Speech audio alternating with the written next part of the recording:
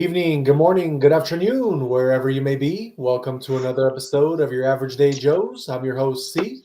And Jay, so What's going on, everybody? Happy Thursday. Hope everybody's doing well. Today is my trash day. I'm sure it is for some of y'all as well. And how you feeling, Jay? a little tired, but I'm good. No matter what, you know, just the Yeah. ripple effect. Like I said, it started Monday. I know you know. Oh, I know. I know. So yeah, it's just been it's okay though. It's never anything to complain about. Yeah, definitely, definitely. So yeah, I'm just a little tired, but I'm good. I'll be fine. I drank this beautiful coffee right here. This my adult life. Right. You remember the times where I never drank coffee. So I know. I this know. is I'm an adult. I'm an How, adult how, these how did days. you ever get by? Huh? How did you ever get by without that coffee back in the day? Ah, man, maybe just pure testosterone. I don't know, because I remember sometimes I used to do two a days. So I don't know. I don't know. Could be just, as I grew up and had more and more and more and more and more responsibility in adulting, this I figured was, man, it really helped compartmentalize everything for me. Like, Yeah, you know, yeah, that's really what it does. definitely, I definitely. love, like I said, sometimes I don't even drink it for honestly taste. It's like I just drink it just to be like, all right, cool, I got it, for more focus, maybe. Yeah. Honestly, sometimes when I drink, so I'll have like an English tea, Uh-huh. like that a lot of my guests taught me how to make, from UK, and that gives me focus as well. Right. It doesn't wake me up as much. It gives me the focus, though, like Yeah. clarity. So sometimes, like a coffee is just more suitable. Right. But Right. I do know that tea is very. I love tea. I love tea as well. Yeah, definitely. So yeah, it's very. But coffee, yeah, it's a. I don't know. When I was younger, man, I wasn't into it. You know that. Yeah, definitely. Definitely. As I became an adult, it's what it is. Plus, only time I drank it in college was to study. Right, to focus. Yeah, so like I took honestly, it would be cramming. Like, okay, I got a midterm. I gotta nail this. Okay, cool, and then not drink coffee until finals. Right. Oh damn, I gotta cram. I gotta know this. And Definitely. just all night long, just pounding coffee, just studying. So I figured that was the only time, like, I don't really need this stuff. And then, yeah, as I grew up and had more and more responsibility, bills, just more everything, coffee was like, man, it's like an enjoyable part of my day. Exactly. It's kind of funny because I never pictured myself saying that back in the I know, I know. And it's just one of those things because even for me, like day. I don't drink coffee anymore. Like I'm that guy now, and like we switch roles. But You will. I still You drink. will. I still drink my. I just started like 2 days ago. I still drink my fake coffee, which I just bought, and it's not even about the coffee for me anymore. It's not about like having the. It's just that tradition of like needing something warm in the morning to kind of like get me going. Like because the thing I'm drinking doesn't have any caffeine and nothing like that. Nothing to do with coffee. It's just the Yeah, fact that it's something I warm. get it. Kind of smells like coffee in a way. But you'll be drinking it again. I already know. I'm trying. I'm trying to. If I am, then I'll definitely not be using dairy. I'll be using like I found my new favorite dairy substitute, which I use for everything now. My shakes, for even the fake coffee I'm drinking, and that's walnut milk, man. If y'all don't know, walnut milk is. If you guys don't like dairy or if you don't drink dairy, walnut milk, man, it's such a great substitute for dairy because you literally can have the same texture in your smoothies as like milk, and your coffee has a little bit of a walnut nutty taste to it. It's just very good. I definitely that's the way I'm going now. I'm using walnut Yeah, milk. no one even said you had to put anything in a coffee. You know what I Oh, mean? of course. Like I don't even have the stuff I usually put in it. I'm just drinking it as is. I really don't care. Right, right. Give me the strong feeling. Who gives a shit? Yeah, exactly. Exactly. That's what I mean. Like it's just Mm, it's for a purpose. right. And But we yeah, got you'll be drinking it again, bro. no. I mean, we'll see. We'll see. Because the one thing is, I hella like the Phil's coffee. And it's right next to my house. Phil's coffee. Phil's coffee. Phil's coffee. Oh, yeah, yeah, yeah. Uh-huh. I've That's heard the of it. one coffee where I'm always like, dude, I literally before I went to go get my fake coffee, that's the one like I almost like got it. I was like so close, but I was like, you know what? I What gotta do you stay. mean actually buy? Oh, so you don't mind going and buying it? Why don't you just make it yourself?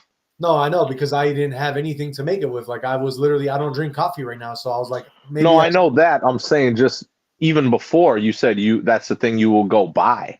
Oh yeah, once in a while. I have a K cup at my house that I used to use to just. Oh yeah, that's all you need, bro. Yeah, that's all I was usually using. But once in a while, like I like to treat myself to Phil's because Phil's was a really good But coffee. what's the difference? Yeah, so I've heard of Phil's. I've actually sent plenty of my guests like because you told me I was like, Mhm. hey, yeah, you could go to Phil's. It's a different. It's not so much like Starbucks and Pete's, but I don't know. I went off your word and They do a hopefully people liked it. You know. yes. What they do differently than everybody else is their coffee beans and everything is very flavorful. But the other thing is every single coffee they do is not like Starbucks or Pete's where they have like this whole thing of coffee and then like a jug of coffee and then if you order a coffee they just pour it from this jug thing. Every Hmm. single coffee that they make is prepared fresh. It's a pour over for every single coffee. No matter what you get on the menu, they're gonna make it fresh for you right there in front of you and a pour over. You know, I don't know. I don't go buy coffee. that's what I'm saying. I It's just a different experience. That's all it is. Yeah, I've never bought like I can't say I've never bought, but I've never been the type to ever go and buy coffee. Yeah, yeah. Like I accompanied people I was with that like certain like homegirls I knew had these Starbucks gold card things, and Yeah, I was like, oh, that's cool, I guess. But I've never been the type to go be like, hey, I'm gonna go spend $5-6 on a coffee. Like what? I know. That's just weird to me. Like when I've always made my own. Yeah, Like, why would I go out and buy a coffee? I don't know. That's just weird to me. I mean, the $5-6 you're talking about is more like Frappuccinos type thing. Me, it's just black coffee. It's like $2-3 at the most. You know? Same thing, bro. I buy 132 K cups for like I can't even like maybe 20-30 bucks. No, definitely, definitely. You know what I mean? Which Like honestly, and I'm like, bro, this is winning life. the difference with what you're saying and what it is that a lot of people that go to get coffee at a coffee shop, it's more for the social experience because when you go to a Social. coffee, yeah, it's like a cafe. You know, you have other people there. You talk to like the bartistas. It's a whole social experience as well. It's not just that you get a coffee and then you're out. You're out the door and you just spent $5 for nothing. I don't There's know. a whole I never noticed it. I noticed that people would go and then they'd be like on their laptop or whatever, you know what I mean? Or on their but every time I went with someone, I never saw anyone talking to each other at all. oh, really? Everyone had headphones, AirPods, everything. I never saw anyone like socializing. I saw everyone go and they were actually doing their own thing. The only time I saw people socializing was when the one over in San Bruno, the Starbucks was 24 hours and it was the middle of the night and there'd be hella people there because it was 24 hours. Yeah, That's the time when I saw people chopping it up. It'd be like 2, 3 a.m. and I'm like, damn, there's hella people in here. They're talking, they're chatting, like they were chatting. But whenever I went at like other times, like with homegirls, I was just like, everyone honestly was just, they were like robots. Yeah, definitely. Not really chopping it up at all. It was just like part of their day. And then, like I said, some would even go sit, be hella quiet, and some would read a paper, some would be on their computer. That's what I mean. I'd be like, huh. Yeah. But like I said, I never got in that crowd. Definitely. Well, we got some messages. We got a message from Killian Pollock. He says, "How are you doing today? What's up, Killian? How are you, my brother? Thanks for being here." We also got a message from Salamawami. He says, "You sound ridiculous. You sound ridiculous. Grow up, buddy." And then he I also love it. And then he also says, "Listen to the Asian guy." And then I guess he got a little bit tired of our coffee conversation. He says, "Next subject, queers." All right. That's just fucking great, man. All right. Well, let us get into the next subject since Salamawami is tired of us. And let's talk about the NBA scores. What's going on in the NBA, Jay? What was the name? I don't even know the name you just said. Salamawami.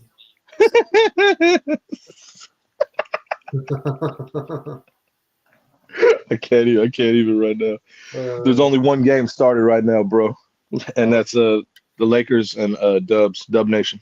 Nice. Warriors are up 68-56 in the third. They got about 7 minutes left and one whole quarter left. So hopefully Dub Nation can pull that out.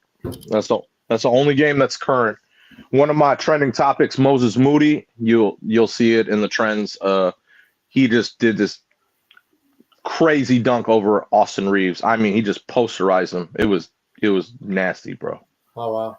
Yeah, it literally happened like I don't know, like maybe first quarter. Yeah. Like he literally they fed him and just dude, obliterated Austin Reeves. It was hilarious. But yeah, so that is one of my trends, by the way. I'm just letting you know.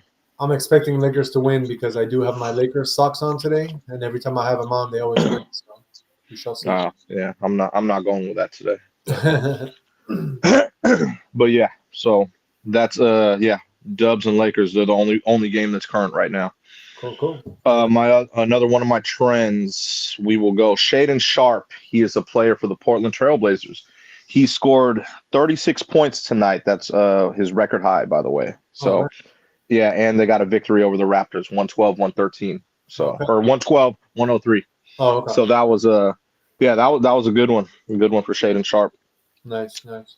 Yeah, that's let me see. We also got Anthony Edwards in the Timberwolves game. He hurt his ankle. Oh, damn. He ended up coming back though, and they ended up winning the game 105-90 over the Brooklyn Nets. So that's a good showing for Anthony Edwards because that ankle injuries are never fun. Yeah, they're like horrid. Winning by 15, that's not bad either. Yeah? That's what I mean. But the fact that he came back, usually on an ankle, you want to like, you know, if you some people have those genetics where like, hey, just tape it up and I'll keep going, you know, and then the pain tomorrow he'll feel a lot more pain, you know. Yeah. But so that was cool that he came back. That was a good thing. Next game, the Bucks beat the Sixers 126-113, and it comes to another one of my trending topics. Giannis, the Greek freak. He had a historic triple-double today. So he had 35 points, 20 assists, and 15 rebounds. That's never happened before. Yeah, that's a big game, bro. He's stepping up for Lillard, huh? Yeah, well, Dame's on the bench with his, the vein thrombosis. So. Yeah, man, I don't. That sucks for Dame, but Giannis doing work. Right. You know what I mean? That's a hell of a game, man. Wow. But that's never been done. So, yeah, historic triple double. Good job for Giannis, man. You know what I mean? And they got the W. Another game, the Grizzlies and Heat. Another one of my trends. Ja Morant hits the game winner at the buzzer. And he's notorious for going like that. He gets in a lot of trouble for it, too, because it's a shooting motion. Yeah, so what did he do at the end of the game again? He did it again. But he ended up getting the game winner, man. 110-108. Investigating him or something for that. It's because that's what he got in trouble for 2 years ago, remember? Yeah. So you don't remember, but on social media, he was like that, but with an actual AR. Yeah. And then he had actual guns like this. Right. So he loves guns. Yeah, no, I mean, he got caught like with a picture with a gun or something, right? That's what No, he put it on social media. Yeah, that's what I'm saying. So he was with it. Yeah. Exactly. So he still does it. He likes this motion. But yeah, I mean, he hit the game winner. Big ups to Ja. So 110-108, they beat the Heat. And yeah, you got the Magic. They beat the Wizards 109-97. Nice. Yeah, so yeah, there was some good games today, man. You know, a lot of my trends came from that, so definitely. And yeah, that was cool. What about yesterday's games? Who won? Let's see. Wednesday, the Cavs beat the Knicks. The Heat had beat the Celtics. Wizards beat the Kings. Pacers beat the Hornets. Rockets, they beat the Jazz. The Mavericks beat the Hawks. Spurs beat the Nuggets. The Thunder beat the Pistons, and the Clippers beat the Pelicans. Nice. Yep. Did you expect all those to go that way, or did any of those kind of? No, just I'd say the Celtics game. That was weird, but they had like I said, they had a 10-game win streak, and yeah, they lost. It was crazy. It kind of shocked me. Definitely. But yeah, it happens. You can't win them all. No, for sure. You know what I mean? I know he had Drew Holiday and Porzingis, and I think someone else resting. So he keeps them on a good schedule. You know that. Yeah. Coach Mazzulla is really good about keeping his players on good schedules. So Yeah, for sure. Any notable games for tomorrow you're going to be watching? yeah, I'll say the Nuggets Warriors. That's going to be a really good one. That's why the Warriors are going to eke this one out because that's going to be a really tough one. Have the Nuggets come in. So Yeah, for sure. like I said, they're going in order. You know, they're having a lot of games right now. They're going to be tough, and they need to win those games. So that's going to be a good one. And I believe Suns and Celtics. I think the Celtics will. They beat the daylights out of the Suns like 2 weeks ago. So Yeah, yeah, I don't think they're going to go any. It's going to be any easier for the Suns because they have to go to Boston. And since Boston's coming off that L, I think they'll be fine. no, definitely, definitely. Yeah, so that's gonna be interesting, man. But yeah, those are the only ones I'd watch tomorrow, honestly. All right. Well, that is our NBA news. So I'll move on to some MLB. What's going Yes, on? there is um there was only a few games today. That's weird. Oh, really? Usually there's a lot more. Yeah, usually there's way more games on MLB, but one of my trends, the Reds, they're the first team since 1960 to lose. They lost another game 1-0. Oh my God. I don't know if this team can you put up any runs? Right. How do you lose 1-0 the first three games? That's crazy. Bro, like that'd be that's honestly one of the worst ways to lose. So yeah, they lost to the Brewers 1-0. And yesterday was to the Orioles, right? No, it wasn't Orioles. I don't remember who it was. They lost each game 1-0 though. Oh, the And I was Reds. like, That's not Red Sox. Yeah. no, yeah. it was the Rangers. It was the Rangers that beat them 1-0. Remember, Oh, he threw a complete game. And I don't know who else they had lost to 1-0, but it was like No, 1-0, 1-0, 1-0. They did 1-0 back to back with the Rangers on Tuesday. They did 1-0 as well. There you go. Yeah, see, so Yeah. 2 times in a row, and now against the Brewers. That's Like, y'all got to put up some runs, man.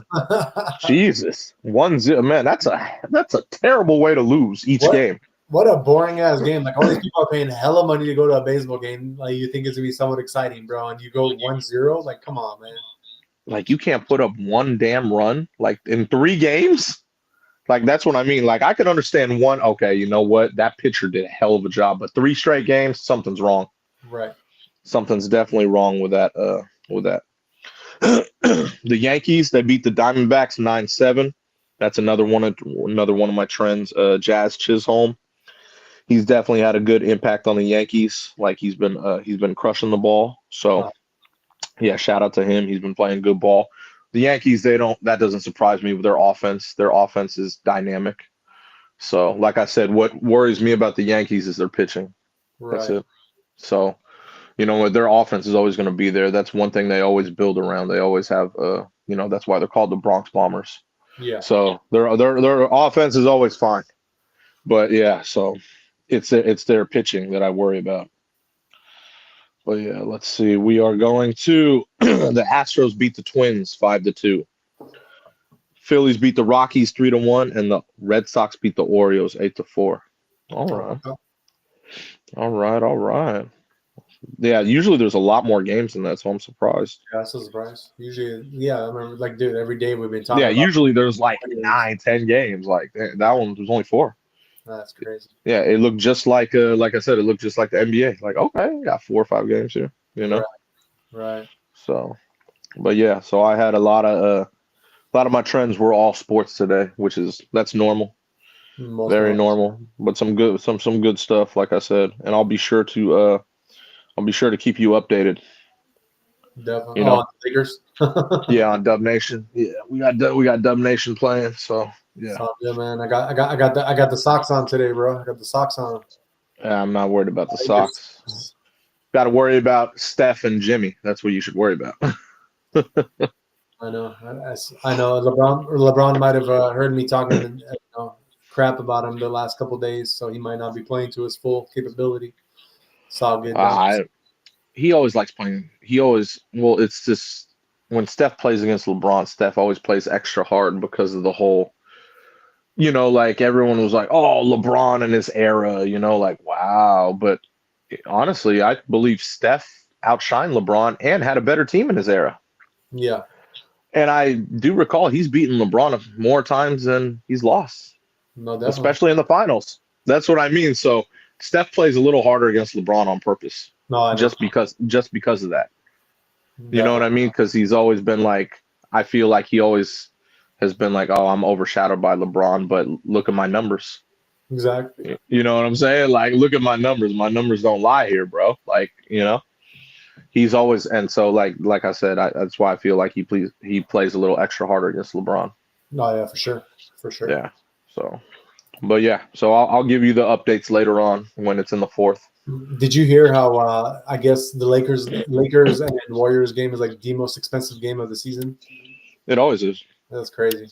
That's nothing out of the ordinary. They be making their money off of Lakers against Warriors. Yeah, I mean, it's nothing out of the ordinary. It's like I said, it's Dub Nation. Dub Nation is one of the most popular franchises ever since Steph Curry. Right. I remember what's his name? I forgot the owner's name, but he bought them for like what, 800 mil, Mm-hmm. maybe 5 to 800 mil. I don't remember the exact price. And as soon as they won all their championships and he built that team, he sold them for like what, 6 billion? Mm-hmm. You want to talk about numbers? Like that dude did a hell of a job. Oh yeah. Like he took that, like they drafted Steph and all the people, and then he took that franchise for that excellent amount of money he bought it for and turned it into like, 6 billion. Right. Brilliant, bro. You know what I mean? That's how you do things. Definitely. You know what I mean? So that they've been one of the most watched teams around, and obviously the Lakers are always going to be that. You know that it's the Lakers. Right. The other team would be Boston. You know that. Yeah. Didn't Boston just get bought out? Yeah, they did. Yeah. For about 6 to 8 billion. Damn. Who bought him? I forgot his name. Joe something. Oh, okay. So he's a somebody. He's Joe somebody. Yeah. He's not. He's not just an average day Joe. No, he's not average. Not if you buying a team for 6 to 8 billion. You definitely are somebody. But yeah, I remember he met all the players like literally like a few weeks ago. Yeah. I remember him shaking hands with like Tatum and all them, and they're like, "Hey, how you doing?" You know what I mean? I was like, "Oh, okay, that's the new owner." But I was like, "Damn, 6 to 8 billion! Holy shit, man! You definitely is somebody." Do you know if he's a solo owner or is it like a whole like group deal? Like he got other investors investing with him? I have no idea, honestly. I don't know if it's more. They didn't talk about it a lot, so I believe it was more privatized. Oh, okay. Because yeah, like usually you have a face. If there's a group, you usually have a face to it. You know what I mean? Yeah. But I think it could be like Cuban. You know how Cuban has the Mavericks? Yeah. I think it's really the same type of ordeal. Yeah. And like how Ballmer has the Clippers. Mm-hmm. I believe this guy. I believe it's his own because they talked about him and showed him. Oh wow. Yeah. So I was like, okay, this dude is he's definitely a somebody. Right. But you can't lose in that investment because he bought a team. Obviously, they have the most championships in the league, and they're always good. And the team he bought, the players are still young. That's the key there. Like I could understand if they were like mid-30s, like if they were in Steph's age group, that I don't know if that would be a good investment. But these guys are all young. Yeah. They still got more championships to win for sure. Right. Especially they're going back to back. We know this. They're going back to back this year. You know what I mean? As soon as the cheat code comes in, you know who the cheat code is, right? Yeah. Yeah. As soon as you play Porzingis and he's hit, it's not even close. He's their cheat code. Why? The guy blocks shots. The guy takes threes and makes them. The guy's 7-3 and he can't be stopped. And then you have the whole rest of the team. He's a cheat code, bro. You know what I mean? Like it makes things very unfair for the rest of the league when he plays. I know. And you have the rest of the team, I'm saying. Like if you have your full squad, you know what I mean, on display, he just makes everything. Oh my God. We have to guard all these people. Who do we double? Which one? Right. Pick your poison, basically. True. You know what I mean? So yeah, it's a trip. Who was the previous owner? I don't know his name, man. Okay. I don't know his name. I don't know who they bought it from. Like I just remember seeing the article and the video like 3 weeks ago. Gotcha. Yeah. I'm surprised that wasn't like a trending topic, man. I told you it was privatized, so they kept it really low. Yeah, but it was still in the Yeah, news, though. Like I heard about it. it But was in the news, but that's what I mean. They didn't make it like you could tell he wanted to keep it a little under wraps. That's what I mean. So even meeting the players, I don't think he wanted that like on, he did it and stuff, but I don't think he wanted it out there like that. gotcha. Yeah, like he kept it very low, which was I get it. I mean, you just bought a team for $6 billion. You kind of don't want people to know who you are or your face because you obviously have a lot of money. You care about your safety and your security. You know what I mean? Yeah. So I didn't even know who the guy was. I was like, who is this guy? Hmm. It was impressive. It was very impressive. Definitely. All right, guys. Well, let's move on to some political news. So, I don't know if you heard, Jay, but the Trump just fired everybody. Trump, what? He just fired everybody. From where? I'm going to report it to you. That's the title for today's show, by the way. Oh, oh. Yeah, but It's Trump has always fired people. Remember when he had his show? I know. You're fired. Exactly. Yeah, he's notorious for that. I know. But yeah, so that's the today's show's title. It's Trump fires everyone. And we got DTW in the house. He says, "Hola, cómo estás? What's going on, DTW? Welcome in, partner. I hope you got that late night smacking in again before you came on the show. That's why you're late. But if not, then I understand. I know DTW, you are a busy man." Anyway, so yeah, it says White House fires multiple administration officials after president meets with far-right activist Laura Loomer.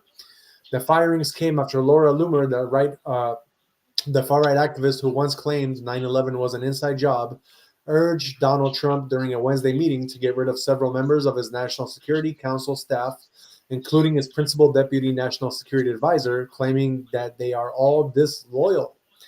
One of the sources said Loomer has compiled a list of roughly a dozen names and that the subsequent firings were a direct result of the meeting with Loomer, who was an influential voice around Trump during his 2024 campaign. Trump defended letting people go when talking to reporters aboard Air Force One on Thursday. Always, we're going to let go of people that we don't like, or people that we don't think can do the job, or people that may have loyalties to someone else, Trump said. But he said Loomer was not involved in Wednesday's firings, calling her a very good patriot. Principal Deputy National Security Advisor Alex Wong was not among those who had been dismissed on Wednesday. However, one White House official speculated to CNN Thursday that Wong could be out as soon as today, through a final decision remains to be seen. Wong was one of the advisors specifically targeted by Loomer, who publicly questioned his loyalty to Trump and criticized him privately as a never-Trumper.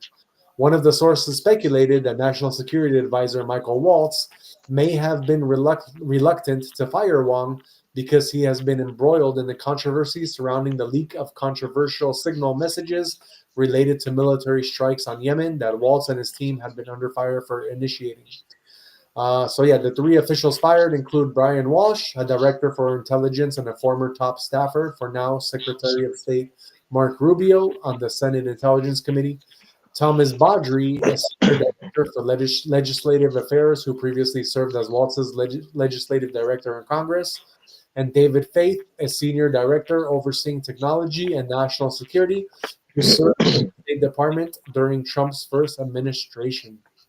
So yeah, guys, I mean, he's just doing what any president would do. That's going to surround himself with good people. So I don't, and I think Waltz and him are not really in the best of terms. So it looks like all those people are kind of working with Waltz more than anything. So yeah, I'm not surprised. All right, guys. Well, that is our Donald Trump news, who, like I said, fires everyone. And let's move on to some Nike news. What's going on with Nike, brother? Before I get into Nike, I just wanted to let you know. So Bill Chisholm is the guy's name, by the way. Uh-huh. Oh, the guy for yeah. Celtics. Yeah, but the crazy part that I just learned.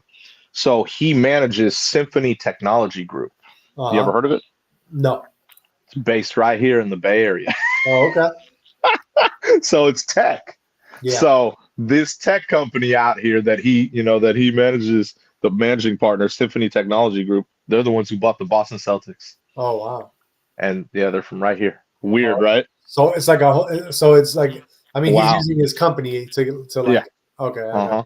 I got you. That's just crazy to me. I'm like, that's right here. That's a trip. That trips me out. Makes Obviously, sense. it says he's a lifelong Celtic fan and he went to Dartmouth. I was But about to yeah, say, so his his equity firm is right here. it makes sense. He's not a Warriors fan. It's just crazy. But yeah, that's the highest I told you bought it for 6.1 billion. So Yeah, that's the highest selling. Yeah. I was like, wow. So but yeah, it is a group. You're correct. It is a group. It's not yeah, just him. It's a definitely, group. definitely. But I had no idea that group was based right here in the Bay Area. That's cool. That's cool It news. makes sense though. We do have bread like that, so it Yeah, makes a lot of sense. You know exactly. what I mean? But yeah, we'll get into got to get into Nike, bro. So with Nike, just do it. Nike, Just bro. do it. They yeah, no, they're gonna need to do it. They what they try to do for what they try to do for the tariffs in China. They moved their factories. Oh, They moved a lot of them to Vietnam. so they were trying to outwit Trump and play chess with Trump. You're saying? Yeah, they moved their production from China to Vietnam. So they're like, okay, we don't have no more tariffs. Let's do this. Now they got hit with larger ones. Damn. So yeah, so and we're talking what is it? 46% tariff on Vietnam. Oh wow. So they lost 10 billion in their market cap in 1 hour. I was Wow. like, oh shit, now we're talking serious money, bro.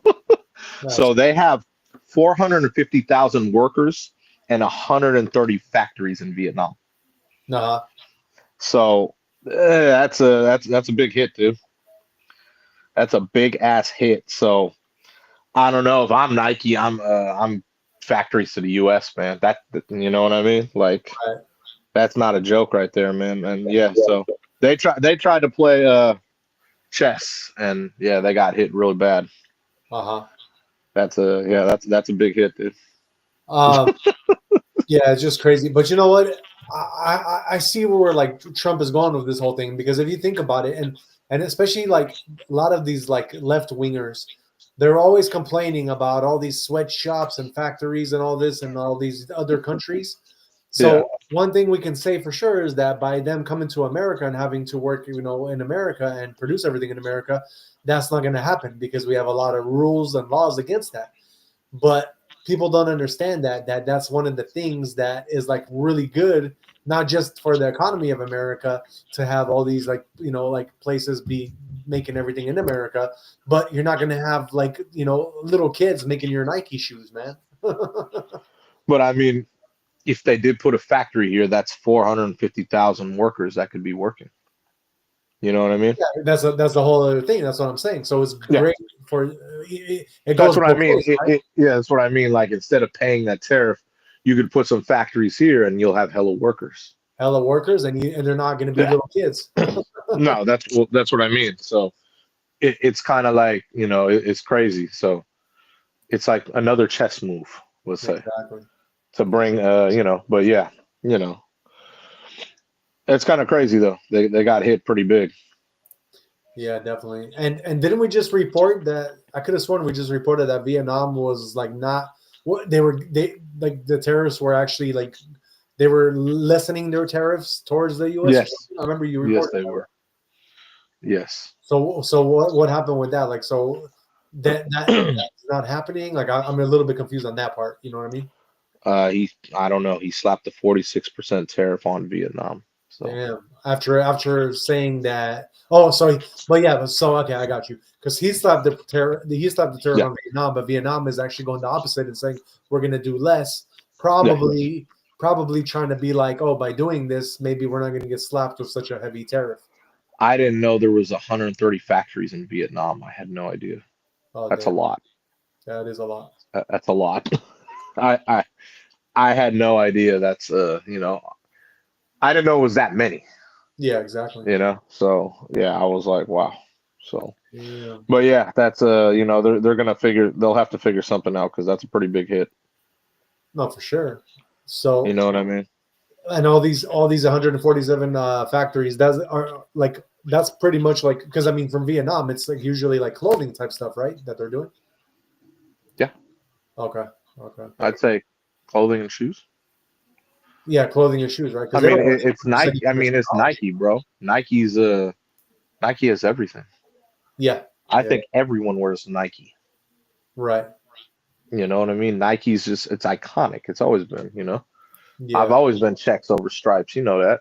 No, for sure. I love Nike. There's nothing. I have too much Nike. I've always liked Nike. You know what I mean? Like my father used to wear Nike, so my father had Nike when it was made in the USA. Uh-huh. I even have some of the pieces that are saved that I was like, damn, this is made in the USA. Oh, You know really? what I mean? And then, yeah, that was obviously a long time ago, but that's what I mean. I still have pieces from Nike made in the USA, which is crazy. Right. You know, obviously all the stuff I got is not made in the USA, but like, yeah, so I've been wearing Nike a long time, man. I love Nike. Yeah, for You sure. know, I know their practices are different, but it's like, I don't look into stuff like that, man. You know what I mean? Like business is business, but I get it. I get where President Trump is going with this. Definitely. You know what I'm saying? I get it. Even if it's like to bring some factories here and have workers here working on the Nike, obviously, you know Right. what I mean? Right. You're not going to bring all of them, obviously. I didn't know there was even that many just in Vietnam. Yeah, I exactly. mean, there's got to be more other places too. You know Yeah. what I'm saying? Like Yeah. that's crazy. That's a lot. I'm like, Jesus. Well, I mean, But dude, that's a lot of money for us, for the US, you know? yeah, that's what I'm saying. So even if they bring some over here, Yeah. that's a victory. Yeah, dude. At least like That's bring what I'm saying. 25% of that here, you know, That let us get some of exactly. that. That's what I'm saying, man. And that's what I'm saying. So I know you can't bring all of it, but at least if they did bring some, that's a victory in those eyes. Definitely. That's what I would think about it anyway. For sure. For sure. Yeah, man. All right. Well, let's get into some other business news after, that. So 47% tariffs on Vietnam. Jeez. Let's talk about some rates dropping. So let me pull this up for you guys really quick. All right, guys. So it says that the average U.S. rate on a 30-year mortgage dips to 6.64% for the second drop in 2 weeks. So, hey, there is some good news on the horizon. It says, the rate fell to 6.64% from 6.65 last week. Mortgage buyer Freddie Mac said Thursday. A year ago, the rate averaged 6.82 in the Biden administration. The average rate had mostly trended lower since reaching just over 7% in mid-January during the Biden administration. When mortgage rates decline, they boost homebuyers' purchasing power. Borrowing costs on 15-year fixed-rate mortgages popular with homeowners refinancing their home loans also fell this week, pulling the average rate down to 5.82% from 5.89 last week. A year ago, during the Biden administration, it averaged 6.6%. Mortgage rates are influenced by factors including bond market investors, expectations for future inflation, global demand for U.S. treasuries, and the Federal Reserve interest rate policy decisions. The overall decline this year in the average rate on a 30-year mortgage loosely follows moves in the 10-year treasury yield, which lenders use as a guide to pricing home loans. The yield, which was nearing 4.8 in mid-January, had mostly fallen since then amid signs that the economy is slowing and worries that tariffs imposed by the Trump administration on goods imported from around the globe could hurt economic growth and fuel inflation. The yield slid to 4.6 Thursday as a sharp sell-off on Wall Street following the White House's latest and most severe volley of tariffs fueled expectations among bond investors that the Fed may have to cut its main interest rate if the economy sours. So, I mean, yeah, that's you can look at it two ways because of course the news media outlets are always going to kind of spin it in the bad way, mainstream media, but at the end of it all, I mean, some of the stuff, the tariffs and stuff that Trump is doing is actually creating a good thing, not just always bad. What do you think about that, Jay? What? Don't you think that like all of a sudden with all these tariffs and everything going into place and everything's getting higher, like price wise, but yet you have house mortgage finance rates falling. So there is I like, sure hope so, man. You know what I mean? So I hope he abolishes the property taxes as well and no, IRS, definitely. because I'm tired of paying property taxes. It really gets to me. No, I know, I know. It just shows you Every though, like year it just fucking pisses me off.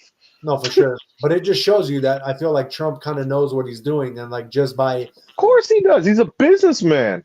yeah, The guy had, remember? I mean, just look at the track record growing up. exactly. You know, he even was down a little bit at one point when we were younger, and he turned that into like, what is he worth now? I don't know how many billion. Right. You know what I'm saying? Like, he's a businessman. It's a track record, bro. Exactly.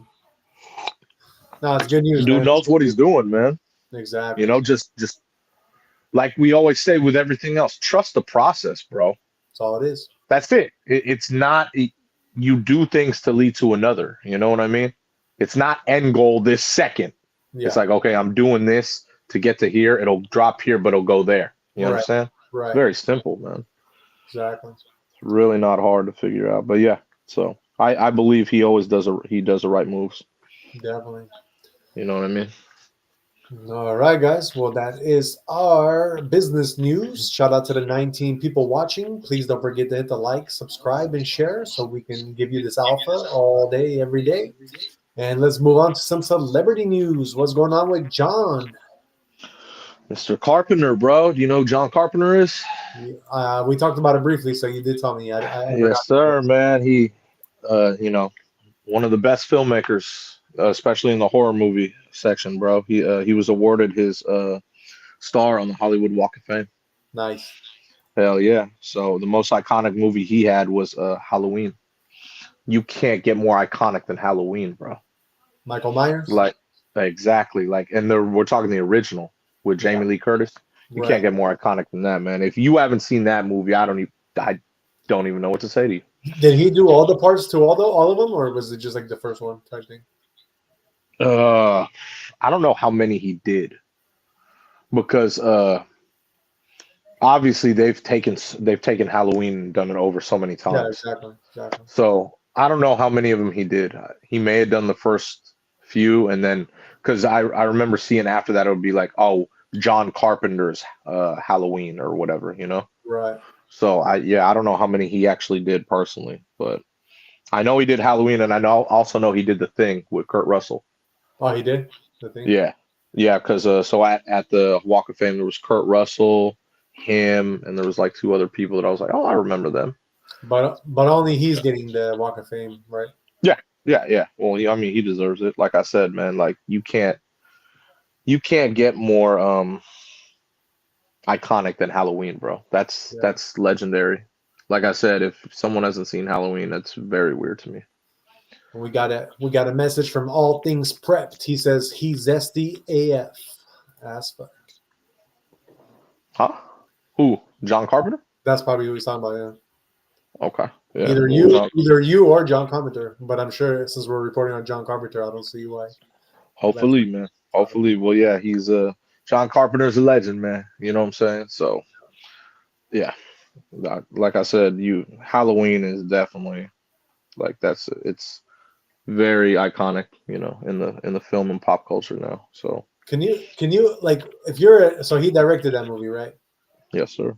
Can you imagine being a director of a movie like that? Like, what must be going through your head to even come up with stuff like that? Like, that's some crazy shit, man. It's not crazy at all. Haven't you seen the first Halloween? Yeah. Yeah, it's very basic. Like, it's not hard to think like that. Like, you know, he basically had someone in a Halloween costume all day long, stalking someone, and then started killing, and then, you know, but little did people know he had like mental issues in his head, you know, the killer. Yeah. You know, yeah. It's not hard to do anything like that. The way what he did with the camera angles back then, that was the cool thing. Uh-huh. Like, because it was in like that point of view. You never saw that before. Yeah. You know what I mean? Where the camera would be walking around in that point of view. It was like, oh damn, she was crazy. Right. You know? Right. That was a cool thing about that. And I feel like he changed the game with stuff like that. Yeah, for sure. You know what I mean? Like I said, you watch that movie. Everyone watches that movie every Halloween. How can you not watch that movie during Halloween? Right. Like Right. that's the, like that's iconic. There's a whole month for that now. Well, that's why they made all the remakes for all the newer That's what generations. I mean. Like, bro, like, I mean, you can't stop remaking the damn movie. You know what I mean? They've made too many now. Too many. But, and I've seen all of them. There's nothing like the iconic ones that were, like from John Carpenter. You know Yeah. what I mean? Yeah. They even try to remake it in our era. Remember, they had Halloween H2O with with Busta Rhymes. You know what I mean? And Right. they had it in the Yeah. household where Mike Myers was killing everyone. You know, and it was like reality TV. You know what I mean? Yeah. Then they had the one Halloween whatever with Josh Hartnett. You know what I mean? Where he was killing at the college. Like, Right. Right. so they tried to do it in our era too, and I was like, okay, these are cool. They still had Jamie Lee in there, not the one with Busta, but I was like, these are cool, but they're not like, the 1978, Exactly. the 1978 one, like, that obviously before we were born, but like that's still iconic. Like you have to watch that. Right. Like I said, man, it's legendary. Yeah. So he deserves it. He deserves his Walk of Fame star. What do you know any other movies he directed besides that one, or was that the only one pretty much that was like? I told you The Thing.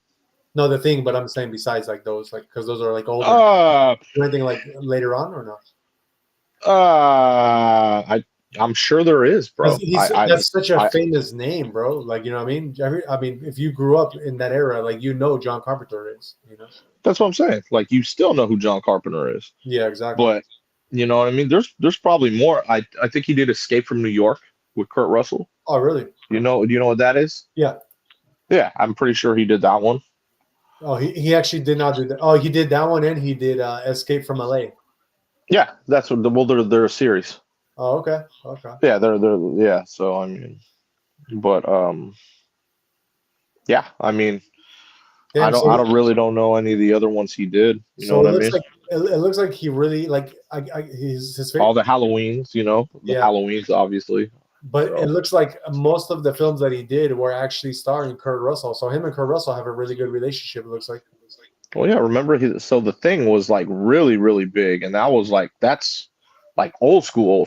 The Thing, you know what I mean? That's around the Halloween time. So that they started like together, kind of. You know what I mean? Right. You know what I'm saying? His most recent movie was in 2010. It was called The Ward. Don't know that one. That's like a scary movie. And then I don't know if you've seen it. I think I've seen this movie. It was pretty cool. Vampires. He did that one in '98. It's like a Western war movie with Daniel Baldwin and James. No, I never saw that one. Oh, okay. Yeah. I just saw all his scary movies, and then obviously like what was it? Big Trouble, obviously, because that's with Kurt Russell, one of my favorites. And then but yeah, mostly all scary movies that I've seen. I've seen all his scary movies, man. Right. I was a big Halloween buff, man. I love horror movies. Right. You know what I'm saying? That's one thing that I could watch horror movies every day of the year. I love horror movies. I love that stuff. That stuff doesn't scare me. I've never been scared of that stuff. I love that stuff. Yeah. You know what I mean? So I could watch horror movies every day. But that's what I mean. The guy's legendary, bro. No, for sure. For sure. So he deserves his Walk of Fame. Walk of Fame for sure. Kurt Russell already has a star on Hollywood, right? I would sure hope so. Sure. The guy has done so many damn movies in life, dude. He's one of the legendary guys from our era. He's actually before our era, but he was still doing excellent movies in our era. Right. So that dude, I'm sure hope so. And he's married to Goldie Hawn, right? Yeah. Remember, they have their kid. She's in hella movies too. Kate Hudson. Yeah, Kate Hudson. Yeah, she's in hella movies. You know what I mean? She's a great actress. You know what I'm saying? Exactly. She's a great actress. She has her little workout brand too. Have you seen it? Nah, I've never seen it. Fabletics. Oh, is that what it's called? Yeah. So she's had that for a while now. I remember there was like cats like Reggie Bush and other cats like sporting the Fabletics. She probably got it out to all of them like, hey, wear my stuff, Yeah. So Kate Hudson definitely does her thing.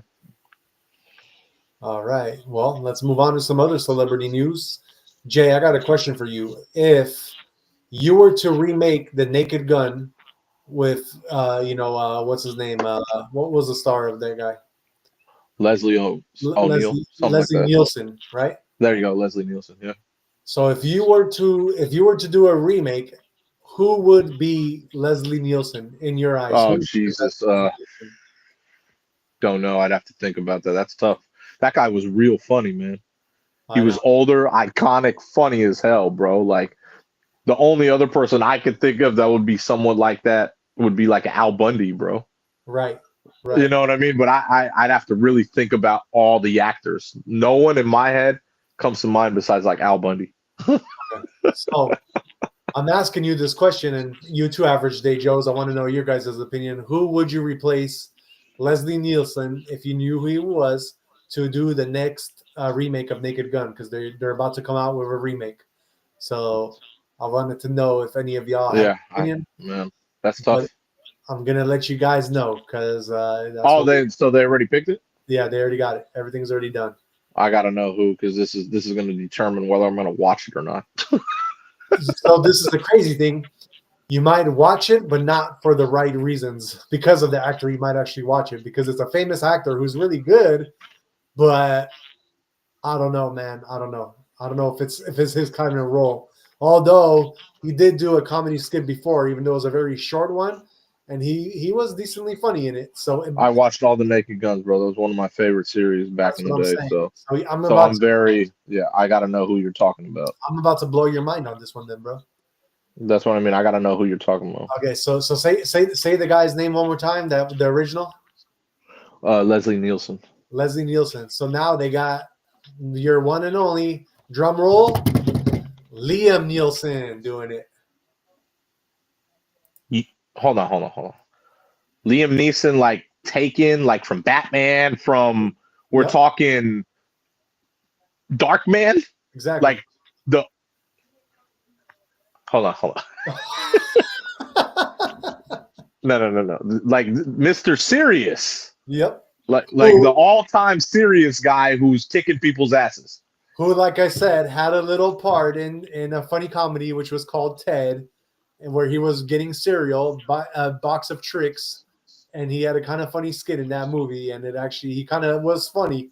So I don't know, man. It's one of those things where the potential is there, but I don't know, man. That's a hard one. That's a hard one to sell to me.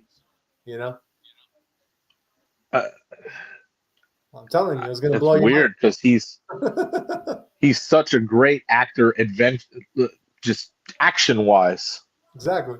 I I don't know if I could picture him being funny. Dude, this is gonna be crazy because the action is gonna be there, but can he play? I mean, I don't know. Can Did they he pick be the funny him? part? I don't know, man. I got a feeling they picked him because the names are so similar. Like that's the only reason why I could think they really picked him. I Yeah, mean, yeah, I that's I'll still watch it. I love him as an actor. that's what I'm saying. That's what So I'm. I'll watch it just to watch it, but I man, that's tough. I don't know. Yeah, He yeah. doesn't strike me as the personality to have that. You know what I mean? I know. I know. That's crazy. So yeah. I'll So watch it for sure though, just because I like I said, man. That's it's Qui-Gon in Star Wars, bro. Come on, you have to respect. He's at every part in every movie, bro. I know. You know what I mean? Like That's what I'm saying. like he's the all-time badass in Taken. You know what I mean? Like, bro, like that's crazy. That's You I know. know? I can't believe Like, it dude, myself. he was training Christian Bale as Batman, remember? Yeah, Like exactly. Exactly. There's a- I I can't picture this, but like he's great because everyone knows him. yeah, So that's what I'm you're saying. gonna go watch it. You're gonna That's what. go watch it. Yeah, Wow. and I don't know. and it's something different too. I think people would watch him because he's like every Taken that he does and all these like movies that he does, they're all very similar in a way. They all He's follow a very serious. similar script. Yeah, he's serious though. That's the funny part. Like I can't picture him acting like a dumbass that's funny. I know, so that's going to I be the can't funny picture it at all. part. Yeah, man. And Should be interesting, bro. so yeah, so what it says that Paramount's upcoming reboot of the much loved Naked Gun series of spoof police movies. The new film stars Liam Neeson as Frank Drebin Jr., revealed to be the son of Leslie Nielsen's bubbling detective from the original films. Oh, okay. So Yeah, he's gonna be his son. That's kind of cool. Yeah. That's kind of cool. The trailer introduces him, a considerably slicker operator, to his late father, disabling a baddie in a schoolgirl disguise with a sharpened lollipop.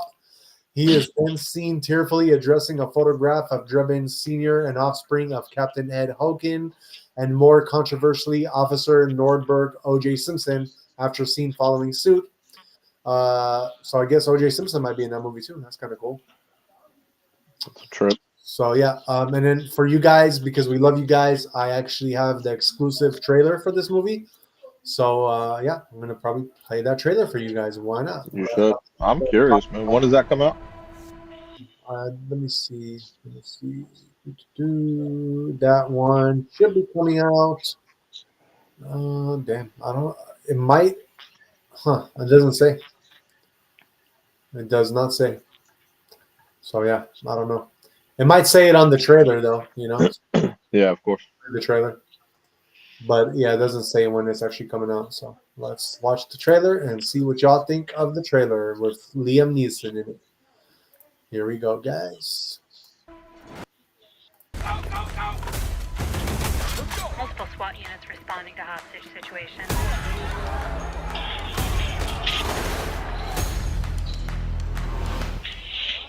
Hey, little girl, stop. What do you want, little one? Your ass. That's the sound of the police. That's the sound of the beast. That's the sound of the police.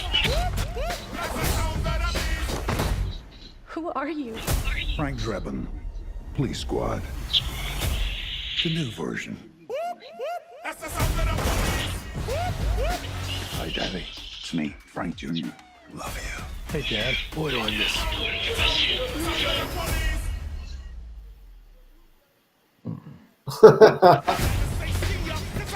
Oh no. Oh no. It'll be funny. The elites made him dress up as a girl, bro. It'll be funny. Oh man. You got Seth MacFarlane directing it, Directing it. producing it, so That's it'll good. be good. Right.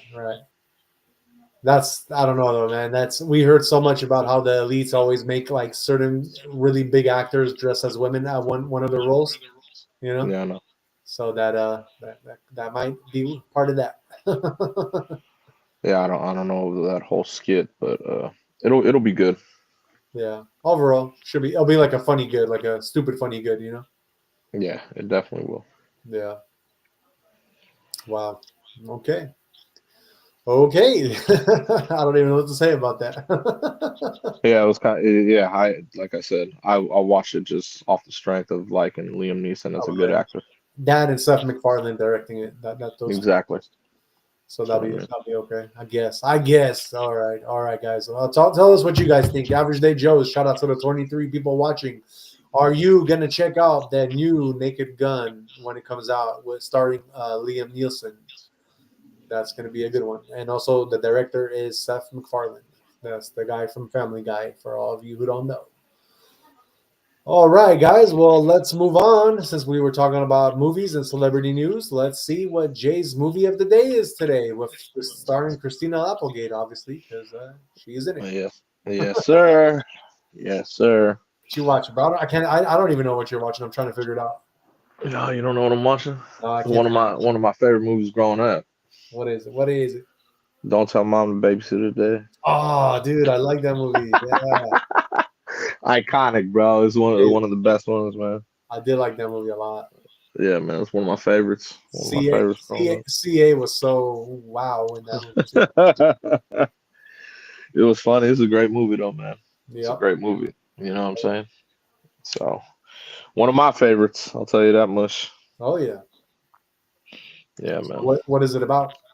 Basically, you have a family, you know what I mean? Like, it's about 5 kids, and the mom she goes on a trip to Australia, and so you got all the kids at home, and there's a babysitter that comes, and they didn't want a babysitter, but basically the babysitter is very strict, and she ends up having a heart attack and dies. Oh yeah. So now the kids are figuring out, okay, we can't find the money that their mother left them. So they got to figure out how to get jobs and survive the whole summer while their mom's gone. Right. And Christina Applegate, she ends up getting a job, like, first at some fast food place that was just ridiculous. So she had to quit that. And then she ended up getting a job at some fashion place where she lied on her whole resume, right? Uh-huh. And so she basically started making a lot of money, being able to take care of her siblings, you know what I mean? And her siblings ended up stealing from her in a sense. And then she had to figure out how to figure that problem out and how to be like, she basically was being mom. Yeah. But she was big sister, you know what I'm saying? Right. And all her siblings they're all in their own way kind of funny. Yeah. You know what I mean? Yeah. Yeah. So yeah, it's just a great, like, that type of movie, you know what I mean? The adventure vibe, you know what I'm saying? Of getting everything done. It's cool how she actually whips them into shape better than the mother did. Yeah, exactly. It's kind of crazy. It's kind of a trip, man. You know what I mean? But she like grows up over that summer, because she said she was, well, I can't remember, like 28 or 30, but she was only 17 years old. Yeah, yeah. I remember. You know what I mean? But she made hella moves. She it was tight, man. It's one of my favorite movies growing up for sure. Right. You know what I mean? And she, at that time, she was iconic. You remember, for Married with Children. Exactly. So yeah, she was a perfect person to use in that role. Was that her first like movie role after Married with Children, do you think, or? I would think so. Yeah. Yeah, for sure. Like, because like I said, it was the same time. Her stock was so high, and like, this was right in the middle of Married with Children. So like, I feel like she was, that was her, iconic start. Definitely. You know what I mean? Because, man, ever since then, she's been killing it. Yeah, she's been killing it ever since then, man. She has a great career. That's what I mean. She's been killing them ever since then, man. I know she has some type of disease right now, which kind of sucks, man. I think she has MS or something. Yeah, something like that. I heard about that. Yeah, it sucks. It really sucks. But yeah, her career has been excellent, man. Yeah, exactly. Like I said, man, this is obviously probably one of my favorite movies. Like, not just around, just one of her favorite, like one of my favorite movies of her. You know what I'm saying? Right. Yeah. What do you rate the movie 1 through 10? I'm biased, man. It's a 10 for me. 10, really? I'm biased, bro. Like, I grew up with this movie. Okay. So I'm very biased. There's not one part of this movie that's bad. Yeah. You know what I mean? But I grew up with it, so it's different. So I have a bias to it. There is one part of the movie that I can tell you is bad. What? Tell me. What part is bad in this movie? The part where CA is in it, like the main character. No. I meant like. You know what I meant. I meant like not one bad part to the movie. You know what I mean? Maybe I can't even think of a bad part, man, because it's entertaining. It's funny and entertaining throughout the whole thing. Exactly. Like, I can't think of one part that's like, oh, that part's a little weird, but everything's funny and entertaining. No, for sure. You know what I mean? Like, just because, like I said, it's straight comedy, man. Making fun of each other, talking shit, it's awesome. It's a great movie, man. I actually totally forgot about that movie. Where did you even find it? Is this like playing on your TV on the dish? Or? No, I have it on DVD. Oh, you got it on DVD? I wonder. Oh yeah, it's one, dude. I have all my iconic movies on DVD, man. Yeah. I wonder why they should be playing movies like that, like on certain channels. They do. They do. Oh, I saw it literally last month on it was like on one of the Max channels or Stars. I can't remember. No, not Stars. Like, it was either on Max or HBO. Yeah. Cinemax or HBO. I can't remember, but I saw it. I was like, hey, damn. And I was like, I have this. I know. I love this movie. And I watched it. Right. Right. Yeah, one of my favorite movies growing up. Definitely great movie. Yeah, man.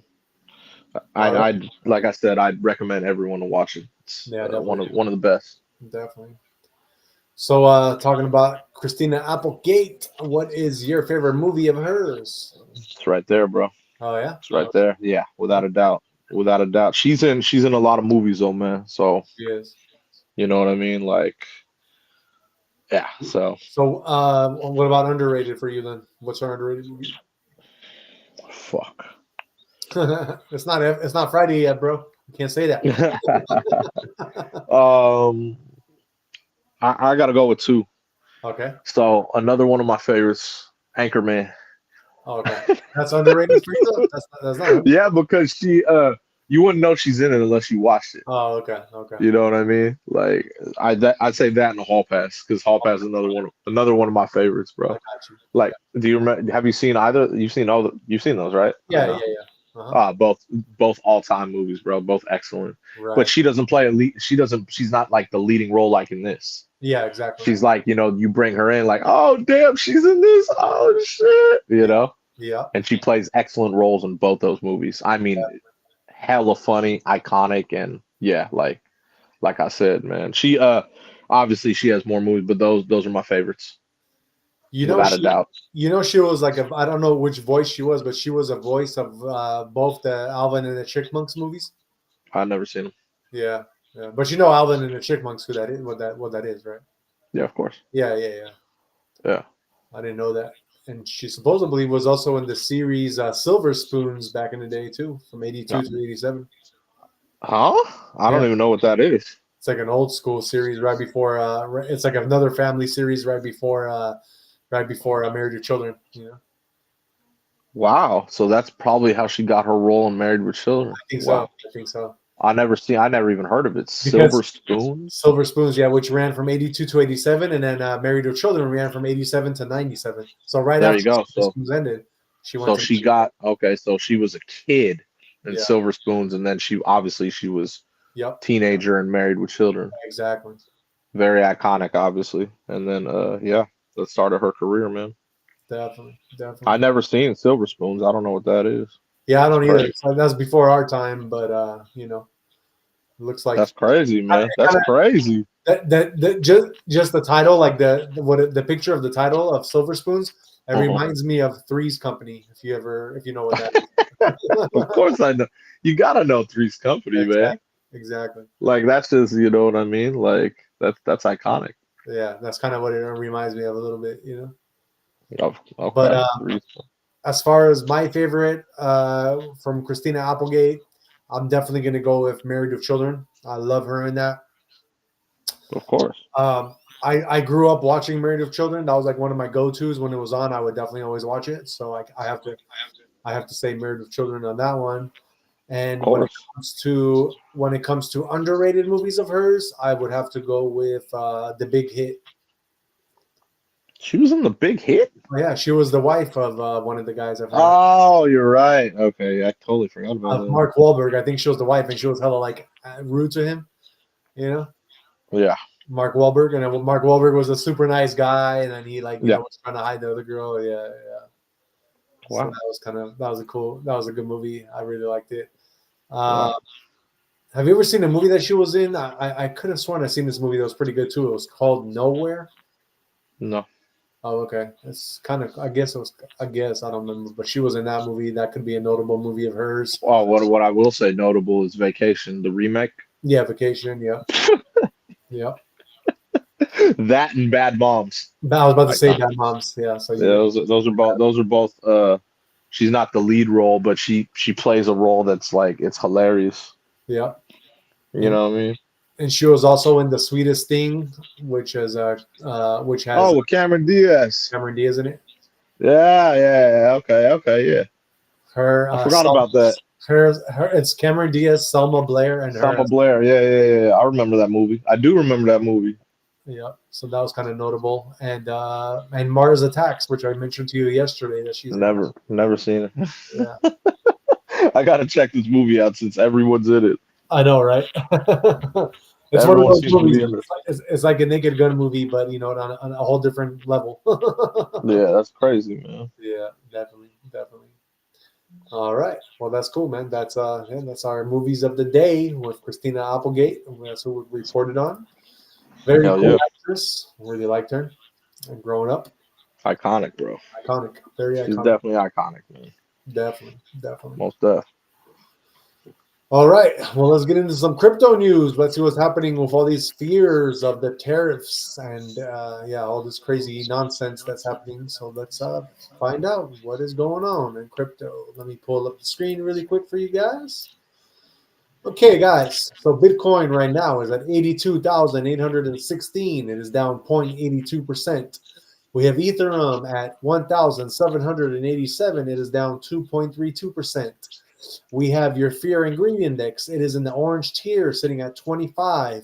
So it is actually up from yesterday by 1 point. And it's kind of going sideways for now. It's going to go sideways until we either see some good coming out of these tariffs, or it might go down more if there's going to be more and more bad news. But I think at least with the good news of the home mortgage rates going lower, I think that's going to, I think in a way that's going to offset it going any lower, and it's probably just going to go sideways until we need to get some good news before crypto starts going up again. It's probably just, like I said, it's going to keep going the way it's going.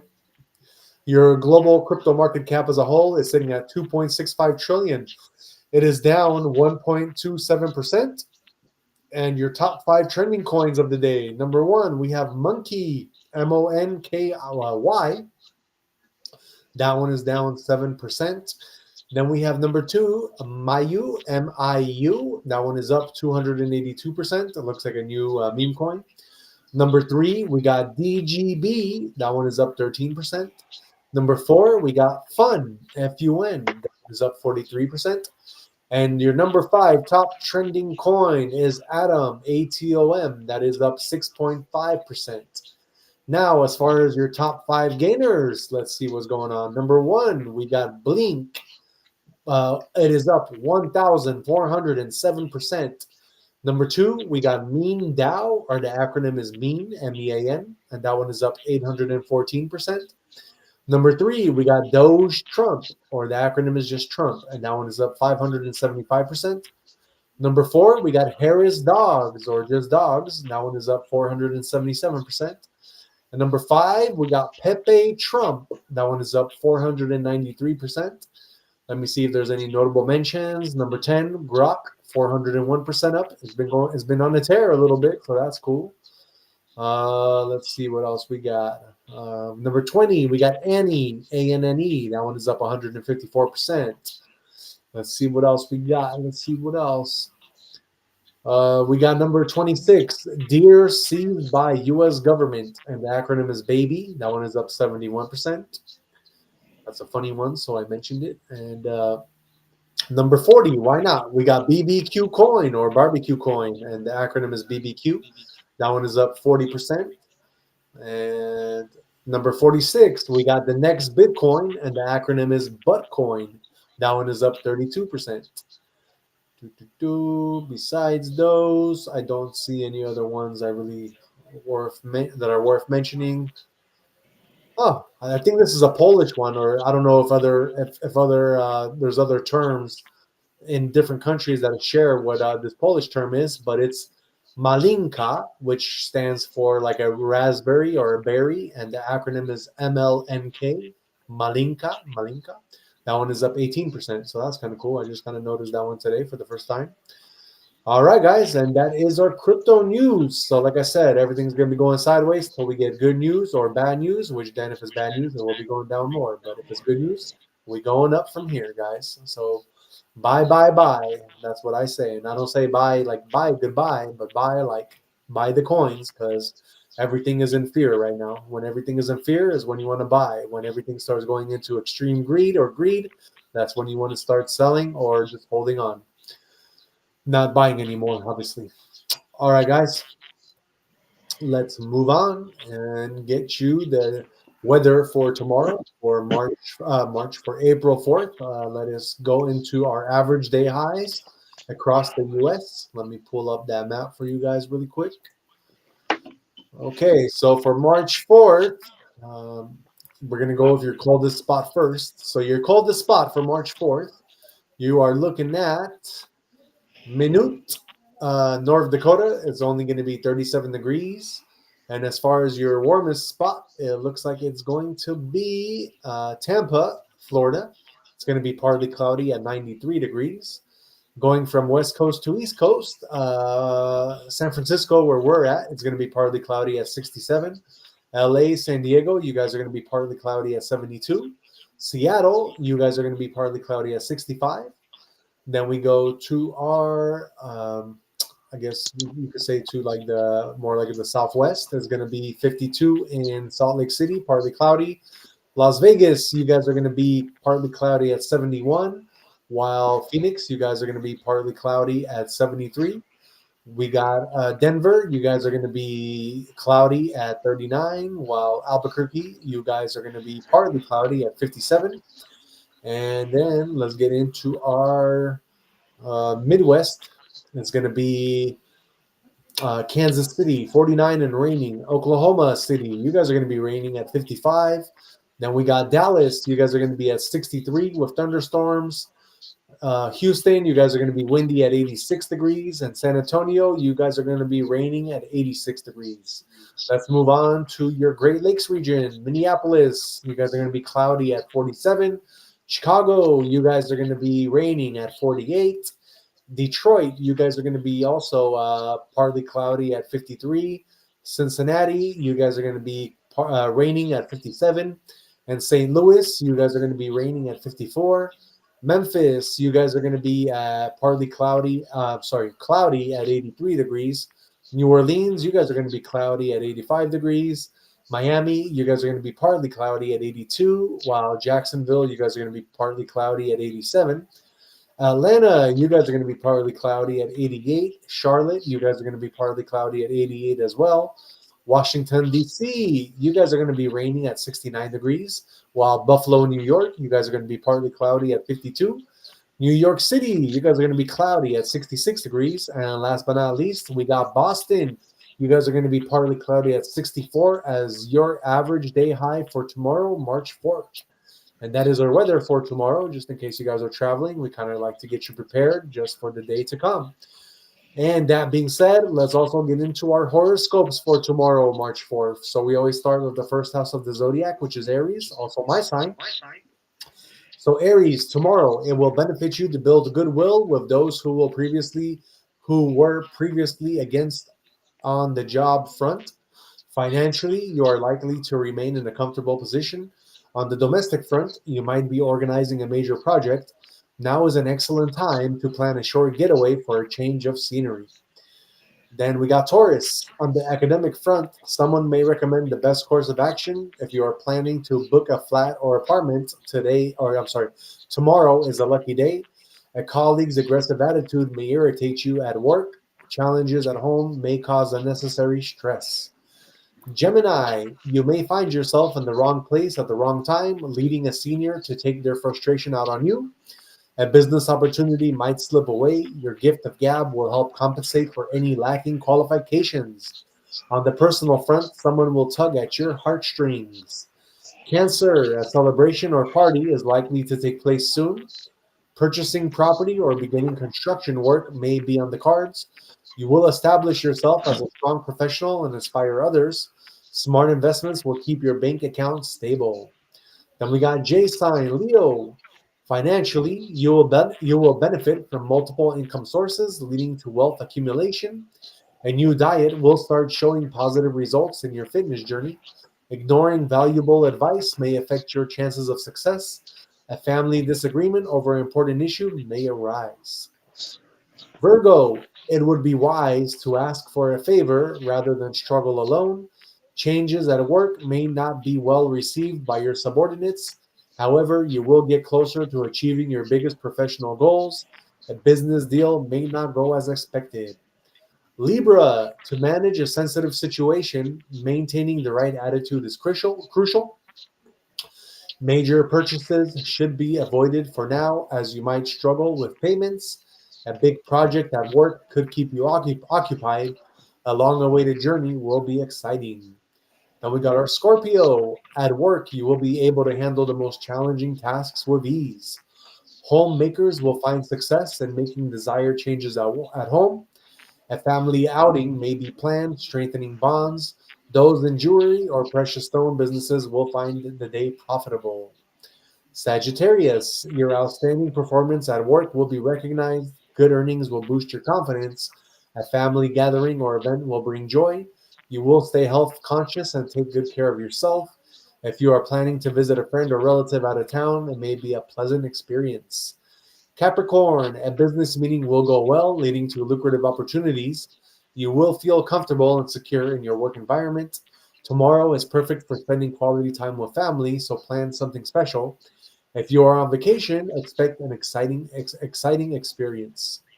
Aquarius, whether in your personal or professional life, maintaining stability is essential. You might get the urge to travel, leading to a short trip. Expanding your current home or beginning a new construction project is possible. Be mindful of emotional fluctuations as they could affect your work environment. Then we got Pisces. By being careful with expenses, you will keep your bank balance stable. Some of you may start taking health and fitness more seriously. You enjoy your work and your current job will bring satisfaction. A family member's success will fill you with pride. Your love for travel may turn into a relaxing vacation. All right, guys. Well, that is our horoscope for tomorrow, March 4th. Always just kind of want to go through for that just to kind of keep you guys guided for your journey tomorrow. That being said, let us move on to my conspiracy for the day. Jay, have you ever heard of the Indian people called the Siddhis? Siddhis? No. Okay, well, let me go over this then. Siddhis, they have supposedly, or well, how can I put this? Uh, so they're known. They're like an ancient group from India, and they were known for their ancient yogic traditions. And they also were, I guess they had untapped human potential. So I wanted to dive into this to kind of sort this out and see, what they were able to do. Maybe something from back in the day that has been lost in today's society. So let's go deep into this intriguing topic. So guys, imagine possessing abilities that transcend the ordinary, becoming invisible, levitating, or even manifesting objects at will. In the ancient yogic traditions of India, such extraordinary capabilities are known as siddhis. But what are siddhis? Are they attainable superpowers, metaphors for spiritual achievements, or simply myths? Today, we'll explore the origins, classifications, and implications of these mystical faculties. So, the concept of siddhis is deeply rooted in the spiritual and philosophical texts of India. The term siddhi is derived from the Sanskrit word meaning perfection or accomplishment. These powers are often portrayed as byproducts of deep meditation and spiritual practice. One of the seminal texts discussing siddhis is the Yoga Sutras by the sage Patanjali. In the third chapter, known as Vibhuti Pada, Patanjali outlines various supernatural abilities that can be attained through dedicated practice of samayama, the combined practice of concentration, meditation, and absorption. So, guys, there is the 8 primary siddhis, the Ashta siddhis. So this is like I want to say this is like I guess in the Bible you have your 10 commandments. This is like the commandments, but for the siddhis practice. So siddhis are categorized into 8 primary types, collectively known as the Ashta siddhis. So let's explore each one. The first one is anima, the ability to reduce one's physical form to the size of an atom, symbolizing profound humility and the understanding of the minute aspects of existence. Number 2, you have the mahima, the power to expand one's body infinitely, representing the boundless nature of the universe and the self's connection to it. Number 3, you have laghima, the capability to become weightless or lighter than air, often associated with levitation and transcending physical limitations. Number 4, you have garima, the ability to perform infinitely heavy or dense, illustrating the grounding and unshakable nature of deep spiritual realization. Number 5, you have the prapti, the power to access any place or acquire any object, reflecting the transcendence over space and material limitations.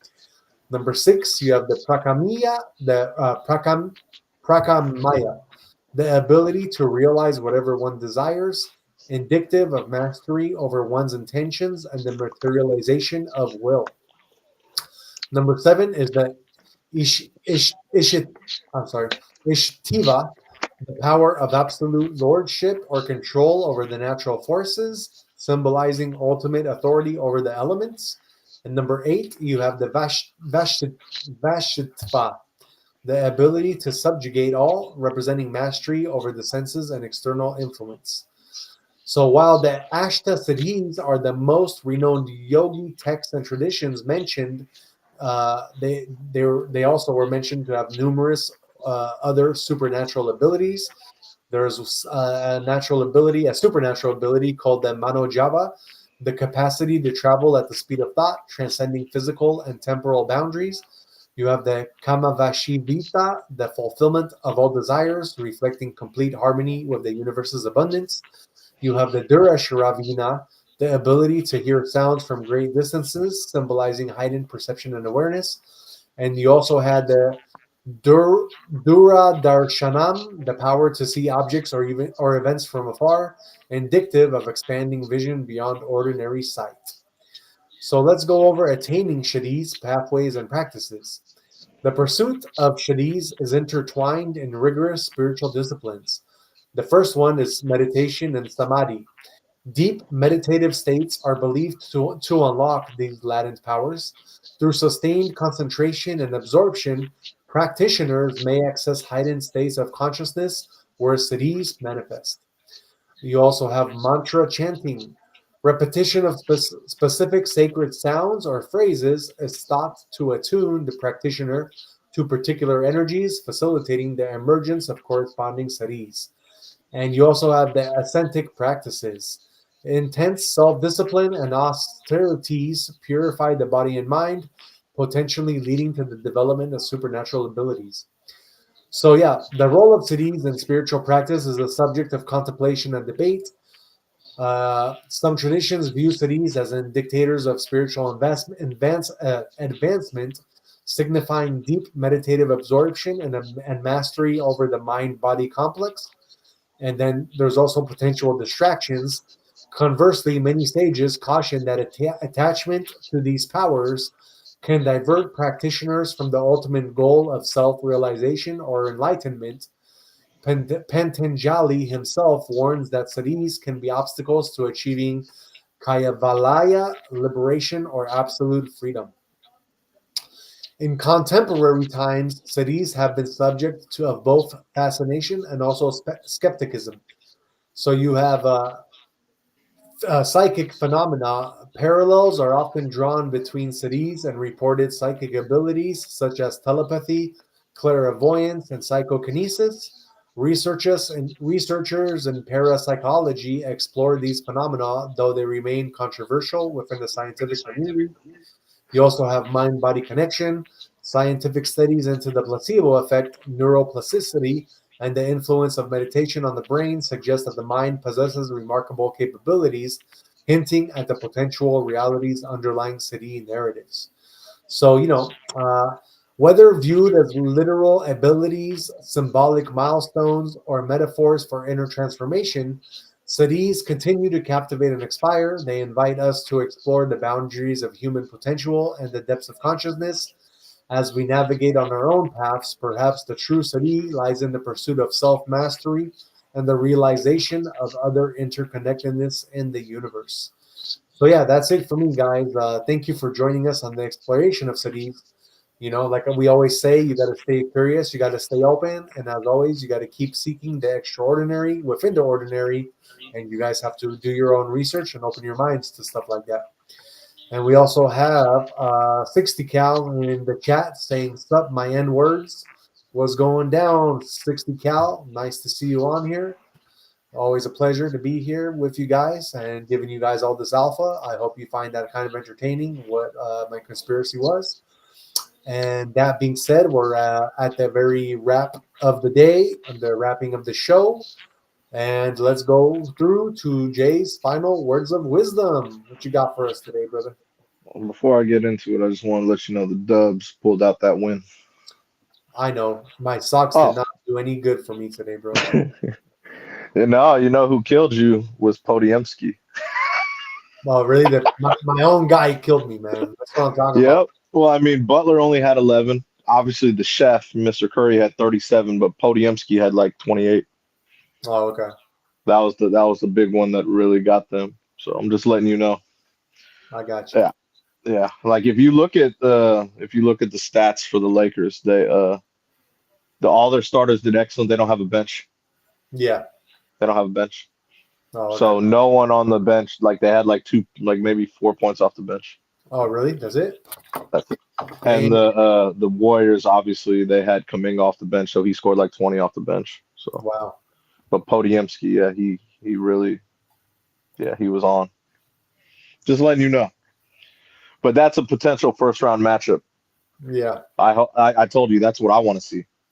Right. I want to see that matchup for sure. But like I told you, Steph always comes out and plays hard against Bron just cause on purpose. Exactly. You know what I mean? Their head to head, he definitely owns their head to head. Right. Right. So, yeah, it was a good W. Now they're so it's funny because now they're only a game like that. You know what I mean? And they own the tiebreaker with them now, I believe. Right. So if they catch them in the record and they're the same, they'll hop them one, which would be fine because 4 and 5. That's it would be 4 and 5. But so we'll see. Yeah. I just want to let you know, man, before the words of wisdom. Right. Because I told you I would update you. I appreciate that. Thank you so much. Well, today, my words of wisdom, I'm going with Voltaire. Voltaire? Okay. Yes, common sense is not so common. Nice. Pretty self-explanatory, bro, because I witness it every day. I'm sure you do too. Yeah, yeah. You know what I mean? It's kind of amazing. Like it kind of shocks me how common sense is really not that common. Like I'm famous for always saying common sense. Like, dude, it's common sense. Like, but man, really, when you're out there, man, even just just seeing what you see on a daily, hearing what you hear on a daily, like anywhere, you know, whether it be in life, online, wherever, just man, common sense is really not common, dude. It's kind of scary. Like it's a trip. It trips me out. Like, bro, are you what? You know? Like honestly, it's like, bro, what? Like I don't know, man. So it's just it's really weird to me. You know, I think Voltaire would be like, bro, what's going on? Because you know he's from like the 1700s. Right. I think he'd be like, damn, man, I can't believe this one little saying that's common sense is not even common today. It's weird to me. Like, are you serious? It's very weird, bro. Yeah, that's what I'm saying. No, there's just there's a lot of people out there that just I don't know. It's weird to me. Yeah. Yeah, like you would think common sense. It's common, right? Come on, this is simple stuff. Nope, But not it's at not. all. It's not. It's not. That's what I mean. But you would think like things can be very basic and like simple. Nope, not at all. It's very, very odd, bro. Very, very odd. Like I said, I try to put my mind in the mindset of some just things I see and things I hear, and I'm like, are you serious? Right. Very weird. Very, very weird, man. Right. Yeah. It's funny. Yeah, I know, right? Well, I guess going off of what you're saying, there is another guy who said something similar, so I will say what he said, and that's the Roman poet Juvenal, Juvenal. Okay. And this was his observation, where he says, common sense is generally rare. Clearly. Pretty similar. And I guess what I can say about that, going off of what you're saying, is that insight reminds us to cultivate mindfulness and seek deeper understanding in our daily lives. By questioning assumptions and embracing thoughtful awareness, we can bridge the gap between the apparent and the profound. So, remember, true wisdom often lies in exploring beyond the obvious. So, like we always say here, you know, we got to stay curious, stay enlightened, and as always, we got to keep striving for greater awareness. And yeah, that's us for today, pretty much. You got anything else you want to say, Jay? No. Well, shout out to, let me see, shout out to the 28 people watching us right now.